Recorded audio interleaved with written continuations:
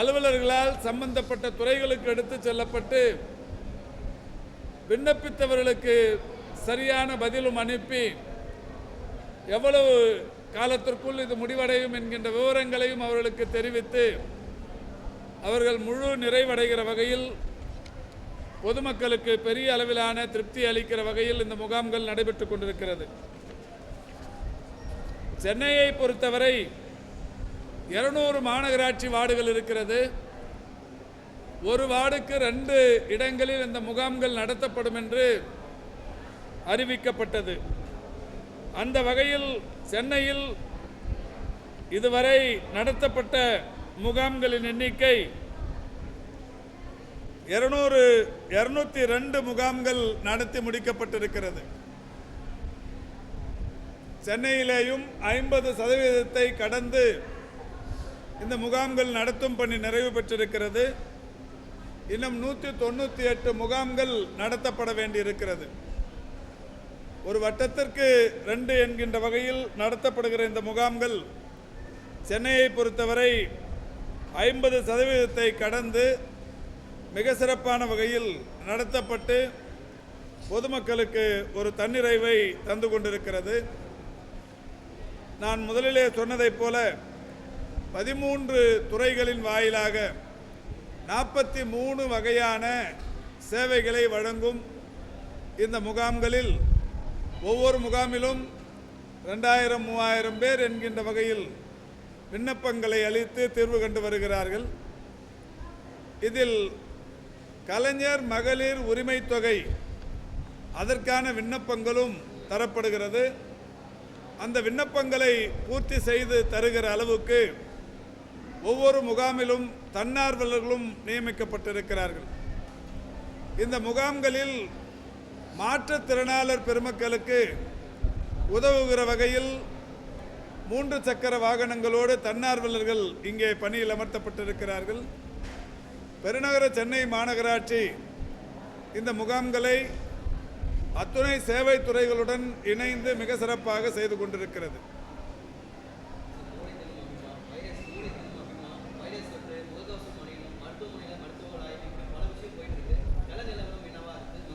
இல்லை, அந்த மாதிரி எதுவுமே கிடையாதுங்க. எந்த விஷயத்துக்கும் பதட்டப்பட வேண்டிய அவசியமே இல்லை. பொதுவாகவே எல்லா இந்த பருவநிலை காலங்களில் வருகிற அந்த நோய் தொற்றுகள் தானே தவிர புதிய நோய் பாதிப்புகள் அந்த மாதிரி எதுவும் சென்னையில் இல்லை, தமிழ்நாட்டிலையும் இல்லை. இந்த முகக்கவசம் அணியணும் போனோம் அந்த மாதிரியான ஒரு பதட்டமும் எதுவும் இல்லை. அண்மையில் ஒரு பீதி கிளப்பி விடப்பட்டது. கேரளாவில் இந்த மூளையை தின்னும் அமீபா என்கின்ற ஒரு புது நோய் பாதிப்பு பற்றி ஒரு பரவலான பதட்டம் கிளப்பிவிடப்பட்டது. இந்த நோய் குறித்து நான் ஏற்கனவே 2-3 முறை பத்திரிகையாளர் சந்திப்பில் சொல்லியிருக்கிறேன். இந்த மூளையை தின்னும் அமீபா என்பது கேரளாவில் ஏராளமான குளம் குட்டைகள், மாசுபடிந்த நீர், நீண்ட நாட்களாக தூர்வாரப்படாத நீர், அந்த குளங்களில் பெரிய அளவில் சேறு படிந்திருக்கிற காரணத்தினால் அந்த குளங்களில் குளிப்பவர்களுக்கு சேற்றில் உருவாகிற வைரஸ், அமீபா என்கின்ற வைரஸ் அவர்களுடைய குளிக்கும் போது மூக்கு வழியே மூளையை பாதித்து பெரிய அளவில் அந்த மூளை காய்ச்சல் போன்ற பாதிப்புகள் ஏற்பட்டு உயிரிழப்புகள் ஏற்படுகிறது. இது கேரளாவில் நடைபெற்று கொண்டிருக்கின்ற ஒன்று. இது தொற்று நோய் அல்ல. ஒரு மூளை தின்னும் அமீபா நோயினால் பாதிக்கப்பட்டவரை தொட்டாலோ அவர் அருகில் அமர்ந்தாலோ கொரோனா வைரஸ் போன்று இது தொற்றும் பாதிப்பு உள்ளதல்ல. என்றாலும் மக்கள் நல்வாழ்வுத்துறையின் சார்பில் அறிவிப்பது, தமிழ்நாட்டிலும் கூட தூர்வாரப்படாத குளங்குட்டைகள், மாநகர பகுதிகளில் இருக்கிற நீச்சல் குளங்கள் குளோரின் போடாமல் நீண்ட நாட்களாக மாசுபடிந்திருக்கிற நீர், இதில் குளிப்பதை தவிர்த்து கொள்ள வேண்டும். அந்த நீரை தூய்மைப்படுத்தி அதில் குளிப்பதை பழக்கமாக்கி கொள்ள வேண்டும். அவ்வளவுதான் முன்னெச்சரிக்கையை தவிர வேறு எதுவும் இதில் பெரிய அளவில் பாதிப்பு ஏற்படுத்தாது. அதற்கான பதட்டத்தை நாம் எங்கேயும் செய்ய வேண்டிய அவசியம் இல்லை. இல்லை, அது இப்போ நம்ம மக்கள் நல்வாழ்வுத்துறையை சேர்ந்த மக்கள் நல்வாழ்வுத்துறை இந்த குளங்கள், குட்டைகள், உள்ளாட்சி அமைப்புகளோடு சேர்ந்து அதை பண்ணுறாங்க. இந்த உள்ளாட்சி அமைப்புகளில் சானிட்டரி இன்ஸ்பெக்டர்ஸ், சானிட்டரி ஆஃபீஸர்ஸ் அப்படிங்கிற பொறுப்புகளில் பணியாற்றுபவர்கள் மாநகராட்சி மாதிரியான இடங்களில் இதை அடிக்கடி ஆய்வு செய்து அதில் வந்து குளோரின் போடுறாங்களா, அபேட் தெளிக்கிறாங்களா, இதெல்லாம் வந்து தொடர்ச்சியாக பார்க்குறாங்க. அந்த மாதிரி தொடர்ந்து கண்காணிக்கப்பட்டு கொண்டிருக்கிறது. தமிழ்நாட்டில் குறிப்பாக எங்கேயும் அந்த மாதிரியான ஒரு பாதிப்பு இதுவரை தென்படவில்லை. இது மாதிரி எந்த புகாரும் இது வரைக்கும் வரவும் இல்லை.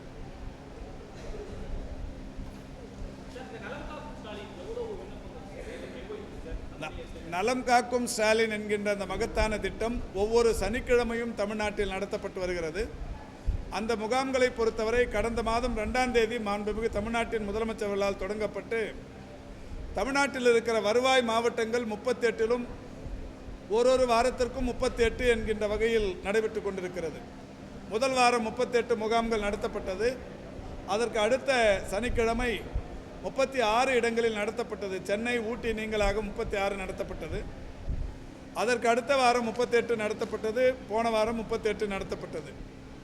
இந்த முகாம்களை பொறுத்தவரை ஒவ்வொரு இடத்திலும் நடத்தப்படுகிற இந்த முகாமில் இதுவரை 55,000 பேர், 57,000, கடந்த வாரம் 57,000த்திற்கும் மேற்பட்டவர்கள், அதற்கு முந்தைய வாரம் 55,000த்திற்கும் மேற்பட்டவர்கள், அதற்கு முந்தைய வாரம் 48,000, அதற்கு முந்தைய வாரம் 44,000, இப்படி கடந்த 4 முறை நடைபெற்று முடிந்திருக்கிற முகாம்களை பொறுத்தவரை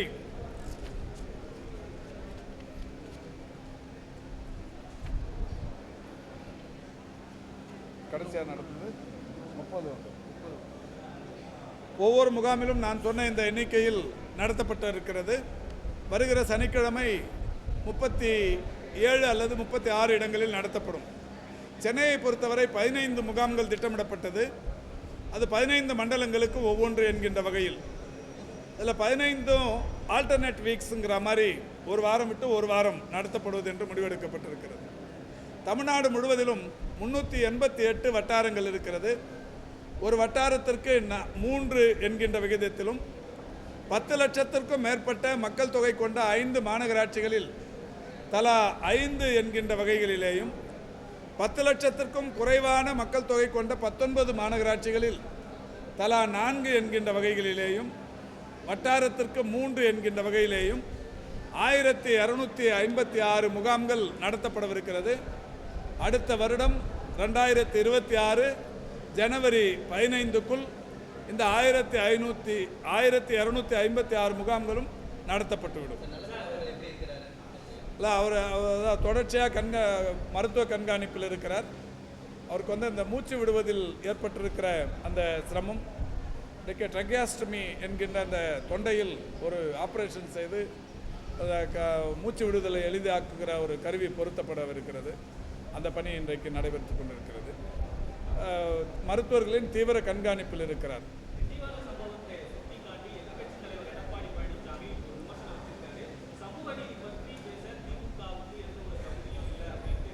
அது பேசுகிறவங்களுக்கு ஒரு தகுதி வேணும். அது அவர் பேசுறதுக்கு தகுதி இருக்காங்கிறத அவர் மறுபரிசீலனை பண்ணுறார்.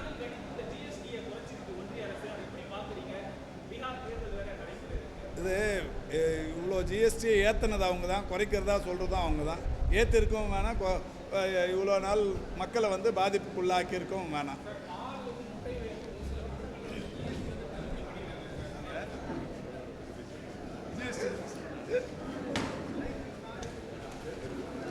அவர்கள் கடந்த ஜூலை திங்கள் 15ஆம் தேதி தமிழ்நாட்டில் உங்களுடன் ஸ்டாலின் என்கின்ற ஒரு புதிய திட்டத்தை தொடங்கி வைத்தார். அந்த திட்டத்தை பொறுத்தவரை தமிழ்நாட்டின் நகர்ப்புற பகுதிகளில் 3768 என்கின்ற இலக்கோடு 13 அரசு சேவை துறைகள் 43 வகையான சேவைகளை தருகின்ற வகையில் அந்த திட்டம் தொடங்கப்பட்டது. ஊரக பகுதிகளை பொறுத்தவரை 6232 முகாம்கள் 15 துறைகளின் சார்பில் 46 வகையான சேவைகள். பெருநகர சென்னை மாநகராட்சி போன்ற நகர்ப்புற பகுதிகளில் நகராட்சி நிர்வாகம் மற்றும் குடிநீர் வழங்கல் துறை, வருவாய் மற்றும் பேரிடர் மேலாண்மை துறை, மருத்துவம் மற்றும் மக்கள் நல்வாழ்வுத்துறை, எரிசக்தி துறை, கூட்டுறவு, உணவு மற்றும் நுகர்வோர் பாதுகாப்புத்துறை, மாற்றுத்திறனாளிகள் நலத்துறை, ஆதி திராவிடர் மற்றும் பழங்குடியினர் நலத்துறை, பிற்படுத்தப்பட்டோர், மிகவும் பிற்படுத்தப்பட்டோர் மற்றும் சிறுபான்மையினர் நலத்துறை, தொழிலாளர் நலன் மற்றும் திறன் மேம்பாட்டுத்துறை, வீட்டு வசதி மற்றும் நகர்ப்புற வளர்ச்சித்துறை, சிறு குறு மற்றும் நடுத்தர தொழில் நிறுவனங்களின் துறை, சமூக நலன் மற்றும் மகளிர் உரிமைத்துறை, தகவல் தொழில்நுட்பவியல் மற்றும் டிஜிட்டல் சேவைகள் துறை என்று 13 வகையான துறைகளின் சார்பில் 43 வகையான சேவைகள் வழங்கும் திட்டம் நகர்ப்புற பகுதிகளில் தொடங்கப்பட்டது. நகர்ப்புற பகுதிகளை பொறுத்தவரை 3768 இடங்களிலும், ஊரக பகுதிகளை பொறுத்தவரை 6232 இடங்களிலும் என்று ஒட்டுமொத்தமாக இந்த முகாம்களின் எண்ணிக்கை 10,000 என்று நிர்ணயிக்கப்பட்டு இந்த முகாம்கள் தொடங்கப்பட்டது. அந்த வகையில் இதுவரை கடந்த 2 மாதங்களில் நடத்தி முடிக்கப்பட்டிருக்கிற முகாம்களின் எண்ணிக்கை 5474. 10,000 என்கின்ற இலக்கோடு தொடங்கிய உங்களுடன் ஸ்டாலின் என்கின்ற இந்த முகாம்களில் இதுவரை 50% கடந்திருக்கிறது. 5474 முகாம்கள் நடத்தப்பட்டிருக்கிறது. இந்த முகாம்களின் மூலம் பெறப்பட்டிருக்கிற விண்ணப்பங்கள் 43,70,449.